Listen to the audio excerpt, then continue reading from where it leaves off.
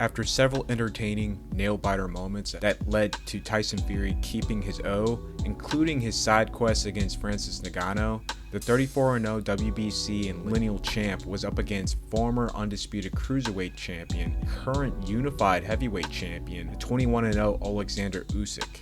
This was the long-awaited unification for the undisputed title, as there had not been one since Lennox Lewis.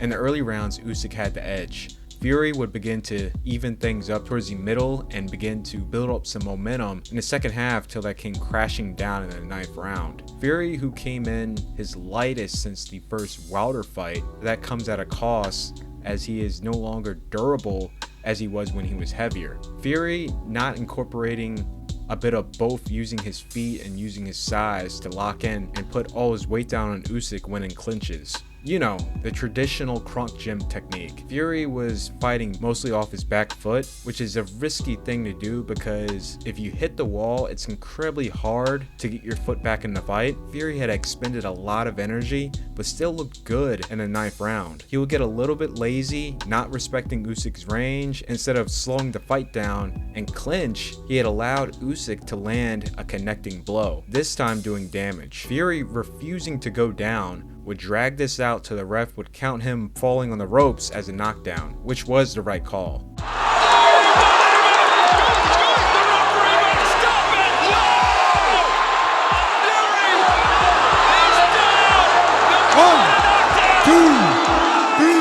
Fury would be saved by the bell. However, instead of just taking a knee and waiting it out till the bell rang, Fury had expended way too much energy during a pivotal time in the fight to try and survive. He had nothing in the tank coming into the championship rounds, possibly the most vocal I've seen Sugar Hill Stewart, to where he was really sounding like his uncle, the great Emmanuel. You got a dead man in front of you and you still doing this.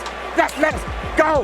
This fight is over with. Wash your goddamn legs. Be ready to punch. Bang, bang. You ain't got to throw it hard. 2 rounds left this off. Don't be afraid to slide in. Slide in. Quit pulling back or you're getting caught. Win these 2 rounds. Go. Timmy, you won it. You won the He was actually cursing Lennox out and beating Lennox's chest. And I had to actually say, Manny, don't beat him up in the corner. Depending what you're looking for, you could give him rounds 11 and 12, but that was not enough to seal a draw or get the win. The judges will give it to Usyk by a razor-thin margin, knockdown being the ultimate difference maker in the fight. When it comes to prize fights and championship fights that go to distance, you can have a competitive but uninspiring 3 quarters, what turns a bad fight, a decent fight, an okay fight into a classic where everyone forgets what happens early on is the final quarter, rounds 8 through 12. This was a good fight, but those final rounds turned it into a classic. Sam Goodman was Inoue's IBF mandatory opponent, ranked number 3 in the world. He would fumble twice fighting Inoue. Their holiday New Year's event was postponed for late January, which already rustled many jimmies.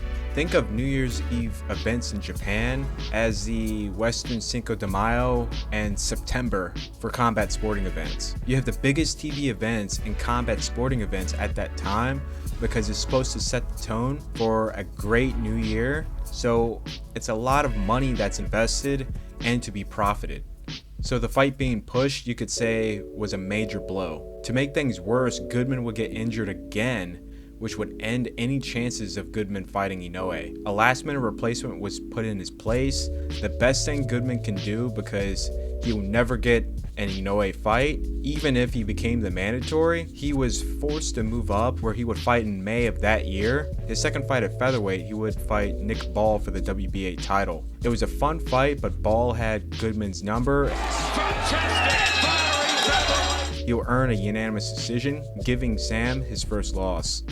Before we get back with the video, be sure to hit that like button for all the rest of the folks to see. If you enjoy the content, this is the best way of supporting the page. The comment section topic is, what event, fighter, or anything in combat sports disappointed you the most? Leave in the comments. Thanks for sticking around to the end, and let's get back to the video. A lot of hype behind Nick Ball, who is famously known for calling out Naoya Inoue for a fight. The problem with modern day boxing is unestablished guys calling out established guys for the torch without doing the bare minimum to earn that torch. Inoue is 2-time undisputed and current undisputed. The only matchup that's an actual prize is against pound for pound and unified champion Juto Nakatani, who is established, built himself up not using the name of others, all on his own, to set up one of the largest domestic prize fights in their home nation. That will give Inoue an incentive to fight, as a win could set him up for his third undisputed title in his next fight. However, with the new generation, they would rather just sit on that hill and wait. This would lead to what should have been a showcase win against former champ Brandon Figueroa, who is moving up in weight class. It was a spirited effort from Ball, but Brandon was just too much, as his size and physical strength had caught him off guard, as well as many who was watching the fight. Brandon would get the TKO victory in the 12th and final round, completely putting a halt to any Inoue talks. Body shot from Figueroa, but an uppercut back from Ball. Good shot there from Figueroa. Look, he's been hit with jabs. The home of boxing. Brandon Figueroa is going to put his foot to the pedal. In the final round. Ball out here. He's through the ropes. Figueroa has won the world featherweight title. All over. Ironically enough, Brandon is in immediate talks for unifying against Rafael Espinoza for September of this year. The winner will have a better chance of getting an Inoue fight May or New Year's Eve of 2028 than Ball if he just waited around fighting mandatories, which there's nothing wrong with that if you're not calling people out for clout. Fabio was a prominent UK heavyweight contender that rose rather quickly, capturing the regional titles, then to have his breakout win against Joseph Parker to go 20-0 with 19 knockouts, capturing the WBO interim title.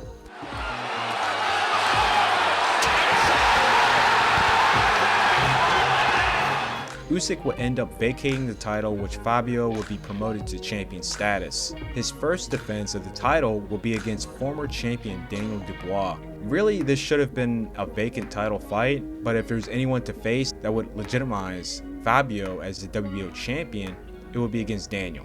Fabio would shock many on how fast he started the fight, literally dropping Daniel in the first 10 seconds of the first round. And it'll be bombs away from the opening bell.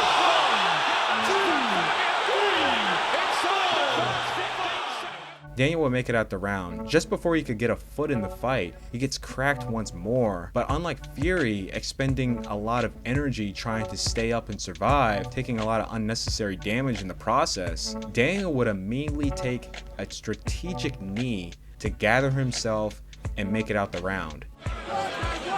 So gutsy.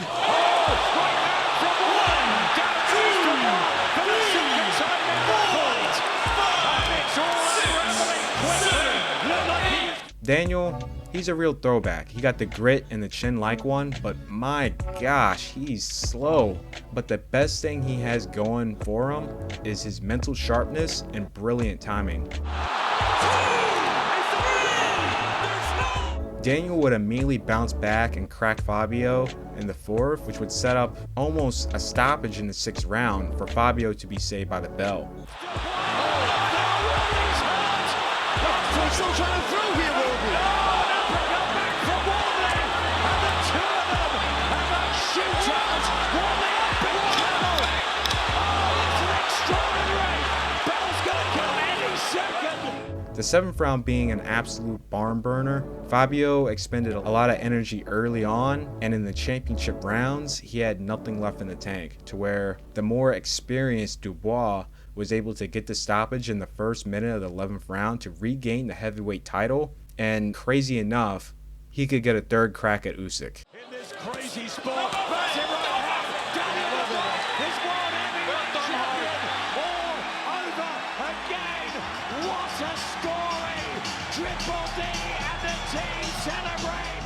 Alan Garcia will have a slow start to his career due to the pandemic and would pick up his activity a lot coming into the final half of 2023, raking in 2 fights in a 3-month span. To end the year off, 2024 will be his most active, 4 fights in a 6-month span. Majority of these fights were broadcasted, so Alan got quite a bit of buzz, getting 3 knockouts out of those 4 fights. In September for the 5th fight, to possibly end the year off, depending how early it ends, having one last fight in the fall of that year, Alan was up against the 15-13 Ricardo Fernandez. Out of his 15 wins, he only had 2 recorded knockouts, so on paper, he posed no threat to the young prospect to experiment with what works and what doesn't work. Out of the 13 losses, Ricardo was only stopped once, which signifies this is one tough guy who will give Alan rounds he needs to finally move up, as it's definitely coming to that time or maybe past that time. Especially since pretty much all his fights are broadcasted, which is both a good thing and bad thing at the same time. It was apparently clear that Ricardo was not going to be a pushover highlight reel. He was going to make Alan work hard for the win. Towards the halfway point, Alan began to really pick up his offense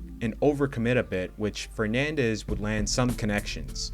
Round 5, Alan would try to slow down the fight and build a rhythm doing so, but he was a bit lazy with keeping his right hand up. Fernandez found his moment. Alan would roll right into Fernandez's overhand, laying him out. He was unable to make the count, making this a massive upset win for Fernandez. This is what you call a textbook perfect punch. I don't think Alan has a bad chin or a glass chin. When everything's aligned right upon impact, it doesn't matter who you are, you're going down. Peter McGrail, who had a hell of an amateur career, would turn pro and go 7-0 within a 1.5 year span.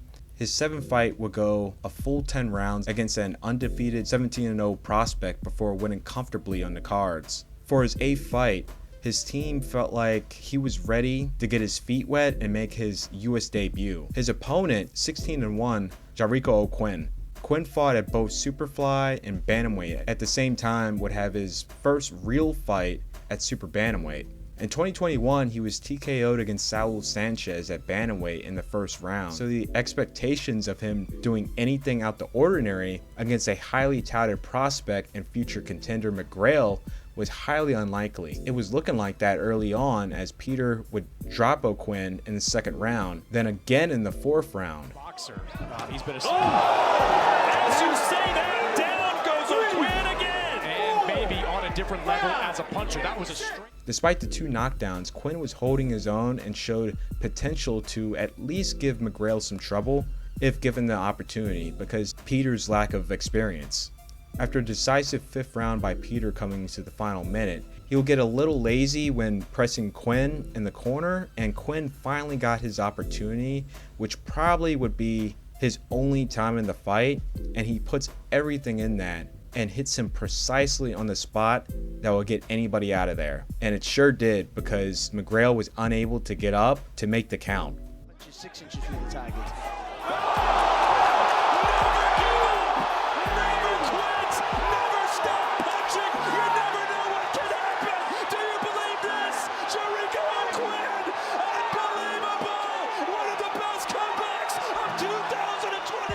A little strange because Quinn hasn't been in the ring since the McGrail fight, and it's going on 2 years now.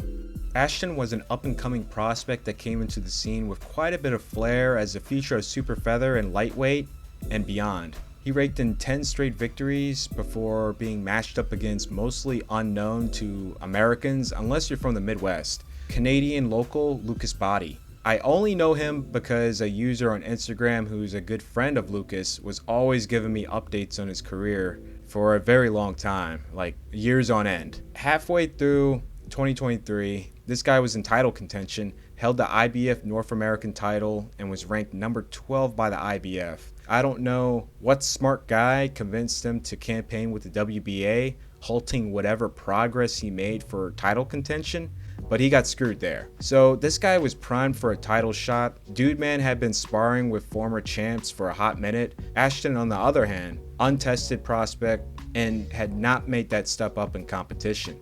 But since no one knows who Lucas was, this flew under the radar. This was possibly the worst step-up opponent you can set a 20-year-old prospect against. I don't know whose idea this was. This was real stupid, because as promising Ashton was, he was still rough around the edges with bad habits that needed to be corrected against non-threatening guys where he can test out what works and what doesn't work. You can't do that against a guy who has 14 wins and 12 knockouts, and prior to this matchup, homeboy was on a 3-fight knockout streak. Like, really, like, what were they thinking? So obviously, the prospect would shine early. Then after the early rounds, Lucas's experience began to shine, and Ashton's holes began to show, and show very quickly. It really did not take long at all, as Lucas would catch him with a 3-piece special, planking him to the canvas. No need for the count, and the fight was over, giving Ashton his first loss. The ref was literally holding Lucas down, preventing him from celebrating, which this is not even a hometown crowd as the fight is in Florida. He's a Cali guy. Reverse the roles and it's the A side, it would have been allowed and homeboy would have been celebrating like he won the undisputed title. Good right from Bahdi. Another one. Oh my God. Knockout of the year contender. Lucas Prince Bahdi has just eviscerated Ashton H2O Sylve. They need to make sure he's okay. Holy smokes. He was losing every minute of that fight. Every round, every minute. In the battle of undefeateds for the undisputed light heavyweight title, in a close competitive fight, Bivol would begin to fade late for Beterbiev to finish strong and steal the fight away by a narrow majority decision. There would be an immediate rematch, and this was far closer than the first. Beterbiev starting faster this time around, raking in rounds and coming in with momentum to start the second half. Bivol would rally back to even things up before getting to the championship rounds.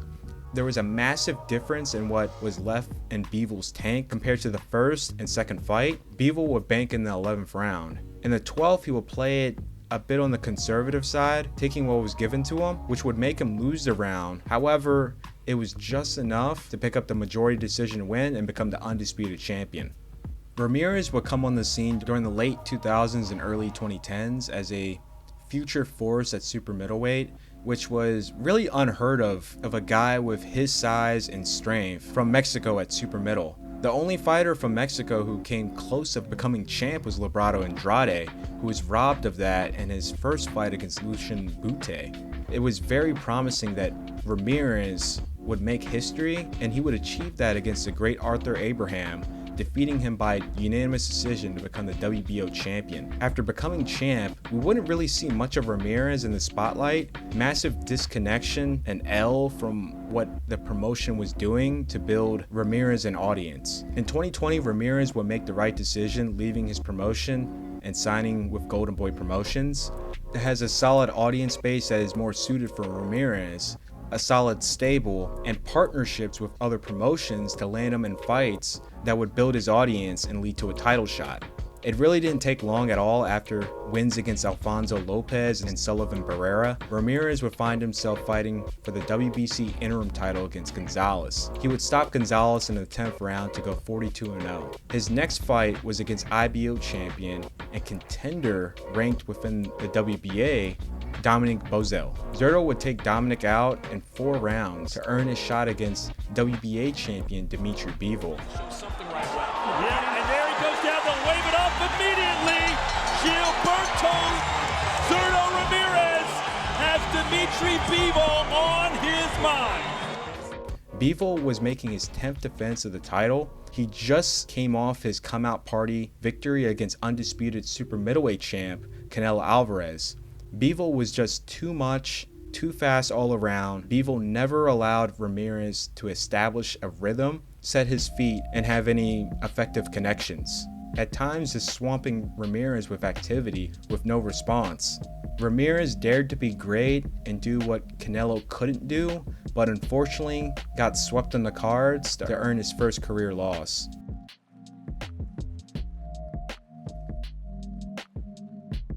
Brian Norman would rake in many rounds and experience quickly when boxing opened back up. He just used that Madden autoplay mode to complete the entire season in under a minute. A 1.5-year campaign led to him being ranked within the WBO, then later into title contention. The following year, he would be fighting for the WBO welterweight title just in time when all the cash cows from lightweight were coming into the picture at 140 and 147. He would knock Derek Cuevas out in the 4th round to become the WBO champ. In his first defense and an awful mismatch, he would annihilate Shin Sasaki in 5 rounds. After calling out everyone and beefing with rival Ennis, which their fight never got made, Norman needed a name as he doesn't have anybody on his resume. This would set him up with Devin Haney, who looked very prone at the moment. Haney was in a bad position after the no contest against Ryan Garcia, followed up by the horrid performance against Ramirez, which was memed to no end. Haney had a massive chip on his shoulder and was more than willing to jump right in and fight the guy that had a lot of hype behind him. Norman doing quite a bit of trash talking leading up to the fight. I don't know these guys that he fought. Jack, you don't know them, don't mean nothing, Jack. No, I've been boxing for how long? I've been at this top level. Jack, you don't know the people don't know these people. The world don't know these niggas. I'm gonna catch you slipping on your pimping. What if I put you down? You can't. I can't? Boy, you ain't got nothing in them gloves. Remember this day. Remember this day. I'm gonna remember every last piece of every day. Which is not the best thing to do psychologically to a fighter who has a massive chip on their shoulder that is desperate to prove they are still the man. Get your own stuff, man. Get your own style, get your own little, you know what I'm saying? You ain't got your own swag going on, brother. And I'm gonna show you. I'm gonna show you. Y'all remember this day. Welcome to the new boxing era. Your boy Brian Noble Jr. finna show you how to do this thing. This really backfired for Norman as Haney would send him to the canvas in the second round. Norman would have some moments, but overall, this would be Haney's night of redemption, and he would come up victorious to regain the title, giving Norman Jr. his first loss. Junto was a rising young talent. Personally, it felt like I was waiting forever for him to get a title shot. Then the pandemic also didn't help where he had to wait even longer. When boxing opened back up partially, Nakatani was making moves very quickly. He would win the WBO flyweight title at the end of 2020. After 2 title defenses when boxing hadn't fully opened up, he would have his true breakout year, moving up to Superfly and becoming champ in his second weight class against Andrew Maloney, which that fight will give him Ring Magazine Knockout of the Year. After 1 defense, he would move up to bantamweight and become the WBC champion. He would make 4 defenses before unifying against IBF champion Hirosuke Nishida for the vacant ring title. Junto would stop Nishida in the 6th round to become the legitimate champ of the weight class. This will put him in a position to have a setup fight against Naoya Inoue that following year. I think the earliest this matchup was talked about was in 2021. Junto expressed that one day he would like to fight Kazuto Ioka and Inoue. In Japanese media, the articles always had these two alongside each other. It was mostly out of respect with their comments praising each other, but the media was planting their seeds to help set this dream into a reality. That would come in December of 2025. Both guys were in setup fights to fight each other in May that following year. Both guys would win, however, Junto would have trouble in his fight against Reyes. To me, I don't think he put on the weight properly to become a full-fledged super bantamweight. He lacked the pop and most importantly the physical strength to press the fight forward. In his upcoming fight with Inoue, he would have to make that change, and he would achieve that in camp. The fight was highly competitive early on with Inoue having the edge. Nakatani would begin to rally in the second half and really build up a momentum in the fight, which would set the stage in the championship rounds. Belief, Barry. Yeah, and good luck at the winner. He kept the There's some jeopardy. The anticipation. We're lucky enough to witness Reed at this sort of instant flow. Still those 27 knocks back. And the extra clock. He had that first. A horrible clash of heads would take place, completely putting a halt to Nakatani's momentum, as this clash of heads led to a bad cut and fracture of his orbital bone. Nakatani bothered, doing his best but not enough, as Inoue would wake up and take control in the back half of the 10th and then close the championship rounds off to win by a narrow unanimous decision, giving Junto his first loss. And on top of that, this is When Boxers Lose Their O Part 9. For more installments, be sure to like, share, and if you're new, subscribe to the Patreon for Patreon-backed projects and early access. I'm Alpha Sancho, and I'm out.